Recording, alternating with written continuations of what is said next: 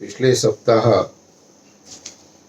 15 जून से 20 जून तक ये 6 दिन का स्टूडेंट सीरीज पर मेरे 6 दिन के वक्तव्य थे। स्टूडेंट्स को, टीचर्स को और पेरेंट्स को किस प्रकार से अपने व्यवहारों को करना चाहिए, इसके ऊपर थोड़ा सा निर्देश मैंने दिया था। आज 22 जून है, सोमवार है, और 22 जून सोमवार से 27 जून शनिवार तक हमारा ये पारिवारिक सत्र रहेगा। तो इस पारिवारिक सत्र में फैमिली के ऊपर, परिवार के ऊपर चर्चा को आज प्रथम दिन प्रारंभ करते हैं। सभी लोग अपने परिवार में सुख, शांति, आनंद की कामना करते हैं। सभी व्यक्ति अपने परिवार के अंदर उन्नति की तरफ उनके बच्चे जाएं, धन संपत्ति का कोई अभाव न हो, और जो भी रिलेशनशिप के अंदर से सब जगह से उन्हें शांति की एक अनुभव होना प्राप्त हो, ऐसे की कामना सभी करते हैं। परिवार में इन बातों की प्राप्ति कैसे होगी? परिस्थितियों को हम नहीं बदल सकते हैं, दूसरे व्यक्तियों के व्यवहारों को हम नहीं बदल सकते हैं, लेकिन जो भी स्थिति जैसी भी है, जितना भी धन संपत्ति है, जो भी हमारे रिलेटिव्स है, जो भी हमारे बच्चे हैं और जो भी हमारे माता पिता है, उन सब के अंदर एक सामंजस्य को हम किस प्रकार से बना सकते हैं और रख सकते हैं। तो आज प्रथम दिन परिवार के ऊपर चिंतन को प्रारंभ करते हैं। परिवार के विषय में कहा गया है कि फैमिली,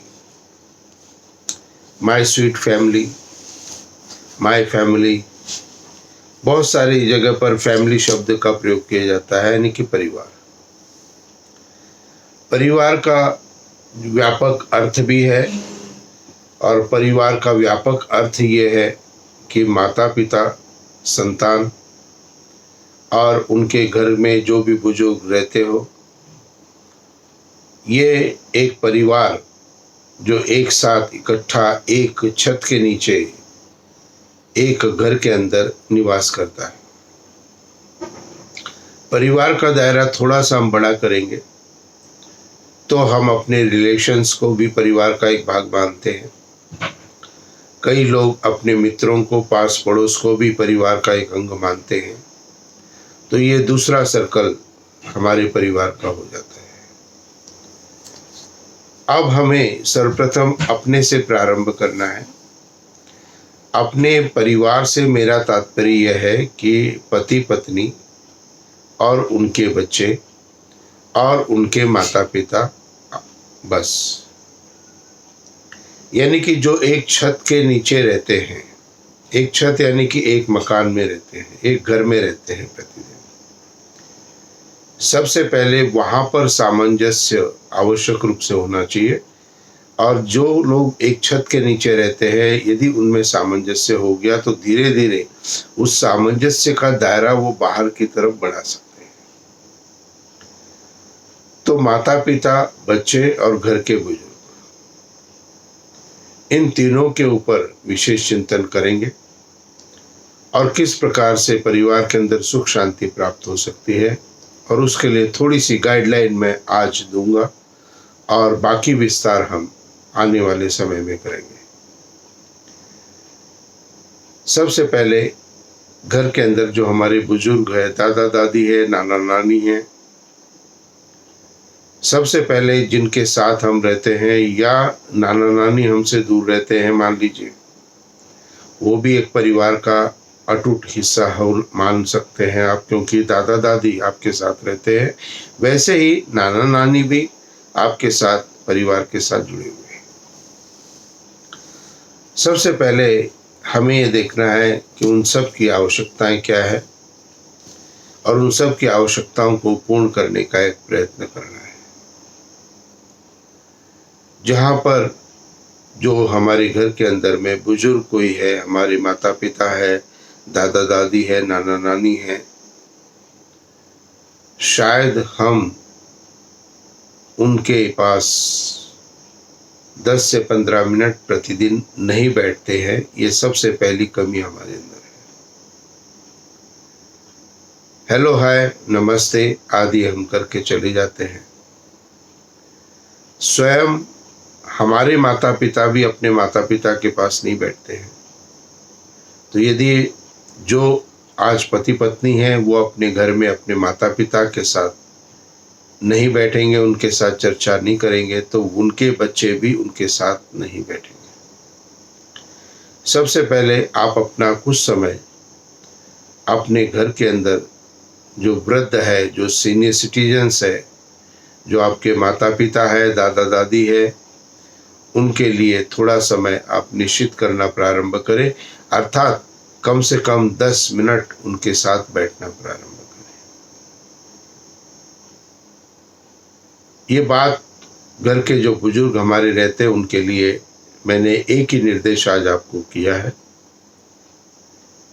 माता पिता जो आपके घर के अंदर है वो आपकी सारी व्यवस्थाओं को देखते हैं। सारे बच्चे इस बात को ध्यान से सुने, समझे, विचार भी करें कि माता पिता का कितना श्रम है, कितना परिश्रम है उनका, और उस परिश्रम का कितना फल हम आनंद सुख के रूप में भोग रहे हैं। तो बच्चों को माता पिता का और अपने दादा दादी, नाना नानी का हमेशा सम्मान करना चाहिए, रेस्पेक्ट करनी चाहिए। और उसके लिए जो मैं 3 बातें बताता हूँ, उन 3 बातों को आवश्यक रूप से उनके लिए ध्यान रखना है। सबसे पहली बात है, माता पिता और बड़े जो भी घर के अंदर है उनको प्रातःकाल उठ करके नमस्ते जी कहना है या चरण स्पर्श करके उनका आशीर्वाद प्राप्त करना है। दूसरी मुख्य बात जो बच्चों को माता पिता, दादा दादी आदि के लिए, घर के बड़ों के लिए करनी चाहिए, वो है जो भी वो आपको कभी भी कुछ कहते हैं। आज की व्यवस्था में अधिकतर बच्चों को कुछ हम नहीं कहते हैं, लेकिन यदि मान लीजिए आपके माता पिता, आपके दादा दादी आपको कुछ समझाना चाहते, कुछ बताना चाहते हैं, तो उनकी बात को ध्यान से पहले पूरा सुनना है, मनन भी करना है, विचार भी करना है, अपनी बुद्धि का भी प्रयोग करना है। और इस बात को जरूर ध्यान रखेंगे आप सभी कि आपके माता पिता हमेशा आपका हित चाहते हैं।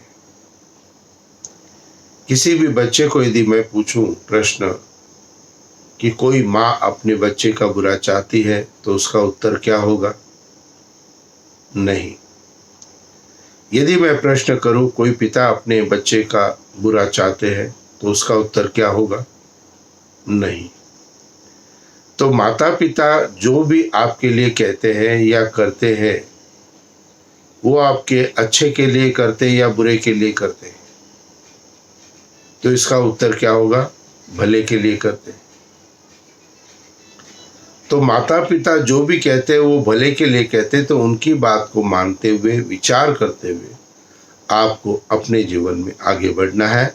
और उस आगे बढ़ने के साथ आपको अपने जीवन के अंदर उस आनंद की प्राप्ति के लिए, उस लक्ष्य के लिए जिसके लिए आप स्कूल जा रहे हो, कॉलेज जा रहे हो या नौकरी आदि कर रहे हैं, उसके साथ इन बातों को जरूर जोड़ना प्रारंभ करें। तो दूसरी बात जो आपको अपने माता पिता, घर के बड़ों के लिए करनी है, उनकी बात को ध्यान से सुनना है और मानने का भी प्रयत्न करना है। तीसरी मुख्य बात जो आपको अपने माता पिता और घर के बड़ों के लिए करनी है, वो है कभी भी आपका आर्ग्यूमेंट कभी भी आपका वाद विवाद यदि आपके माता पिता और घर के बड़ों के साथ होता है, हमेशा इस बात को ध्यान में रखना, आर्गुमेंट में आपकी आवाज उनकी आवाज से कम होनी चाहिए। तो ये निर्देश बच्चों के लिए भी है, उनके माता पिता के लिए भी है। निश्चित रूप से बहुत धीरे स्वर से हम अपने सभी बातों को कहें, समझे, विचार करें। आज की स्थितियों में अंदर 6 वर्ष का बच्चा भी अपने माता पिता से ऊंची आवाज में बात करता है। परिवार के अंदर शांति सुख की कामना हम नहीं कर सकते। वहीं माता पिता अपने बच्चों को हर समय डांटते रहते हैं, जोर से बोलते रहते हैं। उनके प्रति आपने एक फ्रेम बना लिया है, इससे भी परिवार आगे नहीं बढ़ सकता है। तो आप सबको मिलकर के कार्य करना है। यदि आप अपनी ड्यूटीज को पूरी तरह से निभाते हैं तो निश्चित रूप से आपके परिवार के अंदर आपके व्यक्तिगत जीवन के सुख और आनंद की प्राप्ति आपको हो सकती है। तो घर के जो सीनियर सिटीजन्स हैं वो घर की व्यवस्था में निश्चित रूप से अपना मंतव्य दे सकते हैं, अपनी बात रख सकते हैं, चर्चा कर सकते हैं और अपने आप को प्रभु भक्ति में अधिक से अधिक आपको लगाना है। क्योंकि जब आप 50 वर्ष की आयु से अधिक हो जाते हैं तो आपका वानप्रस्थ और संन्यास आश्रम का कार्यकाल प्रारंभ होता है। यदि आपने वह नहीं लिया है तब भी आपको उसके कर्तव्यों के अंतर्गत स्वाध्याय यानी ग्रंथों को पढ़ना, ईश्वर का ध्यान करना, ये मुख्य कार्य आपके लिए हो जाता है और परिवार के साथ समन्वय के साथ आगे बढ़ना है। और इसके लिए आप सभी को, चाहे वो बच्चे हैं, चाहे माता पिता है, चाहे माता पिता के भी माता पिता है, उन सब के लिए एक स्पष्ट निर्देश मेरा है, अपनी वाणी पर उसका नियंत्रण करना है। आज का प्रथम दिन का आपका संकल्प है कि आज से कल तक, जब तक दूसरा वीडियो हम नहीं देखेंगे तब तक और हमेशा के लिए आगे भी हम अपनी वाणी का संतुलन में प्रयोग करेंगे। परिवार की अशांति का, परिवार के दुख का, परिवार के कष्ट का जो एक मुख्य कारण है वो है वाणी का संतुलन में नहीं होना। तो इसलिए वाणी का संतुलन प्रारंभ करें। तो कल तक 24 घंटे का एक अभ्यास आप करें और यदि आपने 24 घंटे का अभ्यास कर लिया तो वो अभ्यास आपके लिए जीवन पर्यंत कार्य करेगा। इस बात की प्रेरणा मैं आपको दे सकता हूँ। इसलिए संकल्पों को लेना है। क्योंकि मुझे परिवार में सुख, शांति और आनंद की प्राप्ति करनी है। वेद के अंदर 20,000 से अधिक मंत्र हैं और उन मंत्रों के अंदर में विभिन्न प्रकार की शिक्षाएं, ज्ञान हमें प्राप्त कराया है कि हमें अपने जीवन में किस प्रकार से चलना चाहिए, किस प्रकार से आनंद प्राप्त करना चाहिए। तो वेद क्या कहता है, वेद मंत्र क्या कहता है? तो अथर्ववेद के कांड 3 का सूक्त 30 का मंत्र 2, अनुव्रतः पितुः पुत्रो मात्रा भवतु सम्मना जाया पते मधुमती वाचम वदतु शांतिमा। ये वेद का जो मंत्र है ये एक पारिवारिक सुख शांति का एक सूत्र है। यदि आपको अपने मैथ्स की कोई भी प्रॉब्लम सॉल्व करनी है या कोई भी प्रॉब्लम, तो उसका जो सूत्र होता है उसको अप्लाई करना जरूरी है। और इस मंत्र को यदि आपने अपने जीवन में अपने अपने स्तर पर प्राप्त करना प्रारंभ किया तो आपके जीवन में सुख, शांति, आनंद की प्राप्ति हो जाएगी। क्योंकि इस मंत्र के अंतर में परिवार के तीनों ग्रुप्स के लिए, चाहे सीनियर सिटीजन हो, चाहे माता पिता हो, चाहे बच्चे हो, इन तीनों के लिए ही निर्देश दिया गया है। और अथर्ववेद का ये मंत्र है।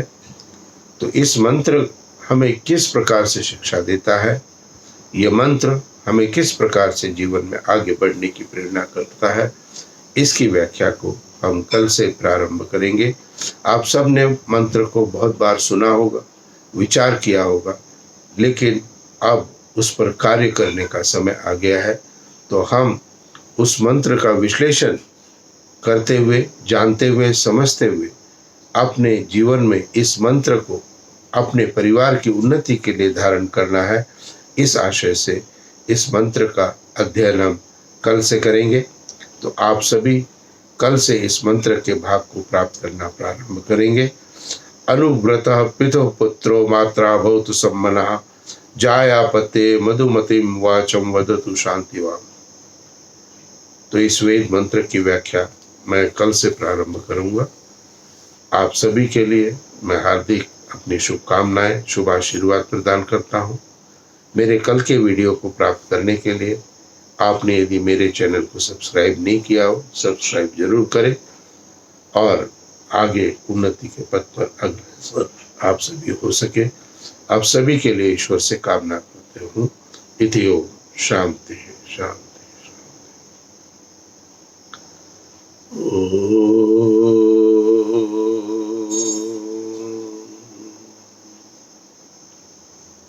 शांति शांति शांति।